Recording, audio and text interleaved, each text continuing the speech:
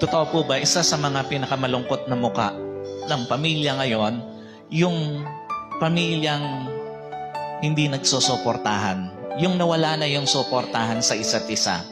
Mga mag-asawa na wala nang pakialaman sa isa't isa, magulang na wala nang pakialam sa mga anak, mga magkakapatid na wala nang pakialaman sa isa't isa.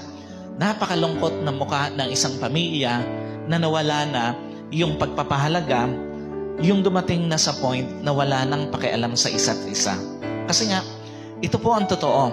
Pag ibang tao naman ang nagparamdam sa'yo na wala siyang pakialam sa'yo, wala namang masyadong dating sa'yo yun eh. Totoo po ba? Pag ibang tao yung nagparamdam sa'yo na wala siyang pakialam sa'yo, walang dating yun eh. Pero subukan mo, pag ang nagparamdam sa'yo na wala na siyang pakialam sa'yo, wala na siyang concern sa'yo, yung asawa mo, iba ang dating. Totoo ba ba? Pagka ang nagparamdam sa'yo na wala na siyang pakialam sa'yo, yung asawa mo, iba ang sakit eh. And at the same time, pag ang nagparamdam sa isang anak na wala nang pakialam sa kanya yung kanyang magulang, sobrang sakit noon sa isang anak.